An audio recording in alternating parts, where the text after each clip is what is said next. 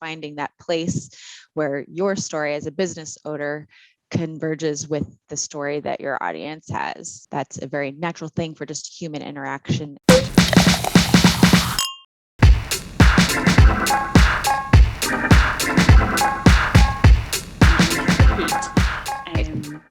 And kind of like when we're saying about pages, I don't tend to get involved in this with you guys, but one of my pet peeves, then this might be controversial, is when an about page is to me, I did this is my brand story, because like when I read that in an about page, that's great, cool.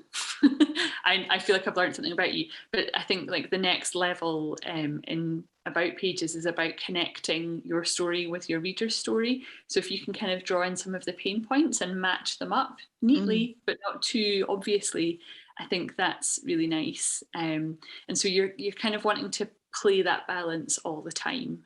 So in a product page or in a blog post, like what's the pain point and what's your story? Like how does it relate? Because that's how you'll get your audience to connect, is it kind of at that meeting point of their pain point. And I've kind of moved away in my writing from like pain point to a bit more subtle and like more connection and more experience and the experiences we want to feel, and tying them together. So. Which I think, we just see that in normal human interaction when you're sitting around with friends and sharing stories, and then like you share something and then a friend says, oh my gosh, me too, right? That happened to me once and it was like this, and it's that point where the stories kind of converge on each other. And so finding that place where your story as a business owner converges with the story that your audience has. So that's a very natural thing for just human interaction. And so bringing that into your story for your business. Yeah. Now you mentioned, Alex, blog posts. And so we're going to transition a little bit into talking about blogs. And that is a question that we do see from clients and boutique owners is, I have an e-commerce website. Do I need to be blogging? Like, should I include a blog on my website? And what would you say to that? Is that a question? Shall I go first? Who wants to go first? Alex, you go first. I'm going to just say yes. As a default answer, yes, you should have a blog on your website. But I've kind of got a caveat, which is like, if you don't read blogs, like, and just, does it really suit your brand? I think don't just do it because you're supposed to. Do it if you've got something to say. Do it if your audience reads what you've got to say, and do it if you enjoy reading it. I do think they're a really useful thing to have, but I also think they're not an absolute requirement if it doesn't suit you or your brand. So that's just my gut reaction. Yes, but not always. Yeah. What about you, Jess? What would you say? I would say yes. But again, if it doesn't suit your brand, then you can focus your copywriting attention elsewhere. But in general, yes. To help you build up, well, I'm sure we're going to talk about why that's important. Right. Well, I will let you continue on. Why should you do it? Well, for starters, every time you create a new blog post, you create a new page for Google to index, right, Alex? Yep. So that's already a good starting point. And I think Google likes it if you're constantly adding pages. New content. Yes. So that's one good reason. The other, is to build up rapport and to be seen as an expert with your target audience. So that can help you build trust. And another thing is just to keep top of mind, because if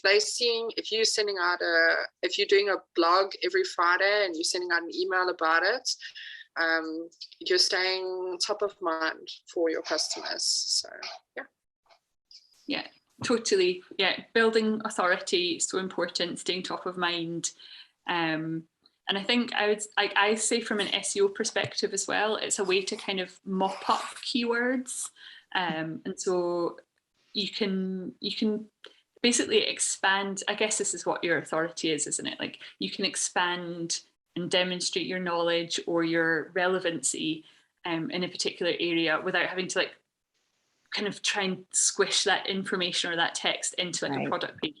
So you could have a blog post on like 5 ways to wear dungarees in fall 2021, and you it might be really fun and really informative and really engaging for your readers, and you get to capitalize on a really good search term, for example, without having to have like in your product page. So you can kind of expand on the SEO and kind of find different ways in that people are looking for that topic, and then they might kind of sort of jump back to the product page and find exactly what they're looking for, which is what we want. Right. So that kind of leads into the next question that I was going to ask, and maybe we can expand more on this, is like, what is the best content for an e-commerce site to develop in as part of their blog? What kind of content should go there? So that was a great example. Like, what other ways could they use a blog? I would think about what questions are your readers asking? What kind of things do they want to know? What's relevant to your niche? And start there. So, for example, if you're selling makeup, anything about cleaning makeup, how to apply makeup, your top 10 selling items. And also just to remember to keep it easily digestible, because especially online, people's attention can be quite short. So you always just want to keep it, with those paragraphs and the bullet points and neatly laid out. Which again goes back to like knowing your audience, right? Right. What do they want to read? What will they read? I think what you said there, Jess, about like what questions do they have is so good. And it's so easy to overlook, but it's like there's so much gold in there. Like how do you use the product? Where do you use the product? Who is this product for? Like all of this kind of thing. It might, they say you need however much 7 or 12 touch points before you buy from a company or from a store. So if you can kind of cover that in your blog or across your social media channels, I think it's important to think about like where your audience hangs out. Like if they're TikTok people, like you want to be over there on TikTok, and some people prefer Facebook, in which case a Facebook post, and maybe it leads back to a blog post ultimately. But you can cover so much, the kind of ancillary or like fringe questions, and really build trust. I'm thinking specifically of something I bought recently, which is like really expensive organic deodorant, which I never thought I'd have so many questions about. But when I had thoroughly read through the entire blog, I'm pretty committed, and I like, I'm like on board with everything that they've got to say. And if they just had a product page and literally no other information, I'd be like, well, what about this? What about these questions that I have? But they were able to demonstrate some of their values and a whole bunch of stuff. What happens at certain temperatures? Like just crazy stuff. And so they had a really good blog that covered a lot of questions that I didn't even know I had, and it kept me reading, and the tone was engaging, and I was still there. And now I'm a subscriber for life, and that's that story. I read a blog from a boutique which I'm like, I don't even know how I ended up in this place, but I read the girl's blog because she had a blog post about it seems very silly, how to pack in a suitcase a hat that's like, got a tall head, I don't know how to describe it, but without it getting smushed, and it was like a blog post about how she does that, with packing the clothes around it and putting like socks inside of it. And she had pictures with it or whatever. And it was like, that is so helpful, because I've always wondered, how, so Give so value. yes, having that value there of like, what are the questions that people have, or what do they want to know, and knowing your audience, and like, what kind of lives does your audience live, and how can you speak to the things that are going on in their lives. So and then the last question, which is more of maybe a little bit more technical of a question, is how, like, if somebody wants to add a blog onto their website and start creating content, how would they do that on their e-commerce site? They're like, yes, okay, I'm ready to connect with my people and write good content. How do I do it? I would definitely start with what questions you get asked about your products all the time, and answer those questions. I think that's a really good starting point. So whatever, when you're telling your friends or your family about what you do, or if people are emailing you or asking you social media, those questions, answer them. Above and beyond kind of like what I do with SEO strategy is look at what people are searching out there, on this general topic, and then try and answer those questions as well. But I think when you're just starting out, just answering questions that you get asked is a great place to start. Jess? I mean, yeah, exactly like Alex said. It's always good to start with questions. To start with a plan would be my number one piece of advice. If you want to have a blog, you need to decide what content you're going to produce and how often you're going to do it, because it's all about consistency when it comes to a blog. It can't be you write 3 blogs this week and then you don't write anything for 3 months. And no. It has to be, if it's on a Friday, it's on a Friday. So there's going to be like a time commitment from you. And that's somewhere that I see like a lot of bloggers fall short, is that they give up too soon. A blog, it's like SEO, it's not going to be overnight results and you're going to have like 1,000 readers. It's not going to happen like that. You want to build up a library of really good content so that when someone is finished reading one of your blogs, they're going to want to read the next one and the next one. And that's going to take time to build up. So at least 24, 25 articles before you're going to see any kind of traction, maybe even 50. But just keep going.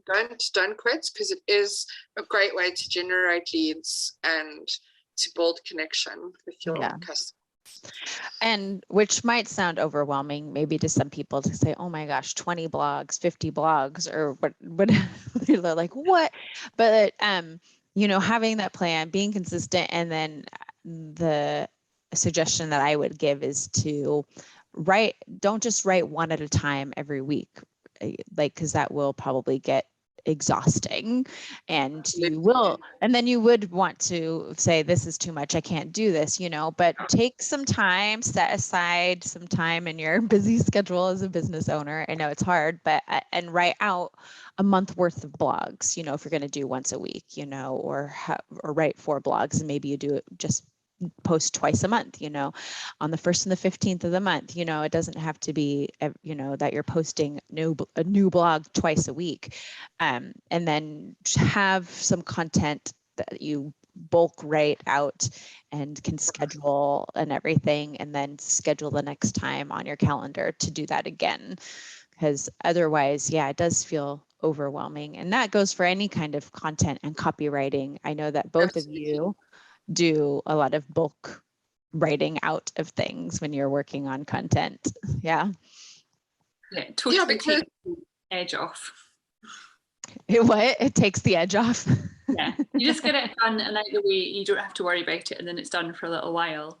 But I would also say, refer back to why hire a copywriter. You know, like if it is really hard work and it is overwhelming, just take the stress right out of that and just give it to someone else to do. It's a lot easier. Yeah. I mean, if you're a boutique that has employees, like that would, I feel like writing a blog for your boutique is something really great to delegate to another employee who loves your boutique and loves your whatever it is that you sell, that they would probably enjoy and love taking on something like that. So it's not always just like you having to do it. That would be a great place to start, to somebody who already knows your business and what you're about. So. Anything else about copywriting as we wrap up? Like, what are some final words of wisdom that you might have? Use the spell checker. Just use it. Or my favorite app actually is Grammarly for writing. It's really great. It's free. It's good. You can get a premium one, but the free one is fantastic. Can really help you just pick up small little mistakes. And my other top tip would just always to be write to your ideal customer. Know who they are and write for them. Awesome. Yeah, I love that. I mean, I don't even know if it's like ethical to say this.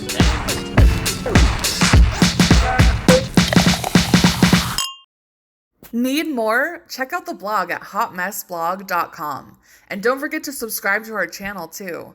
Cheers!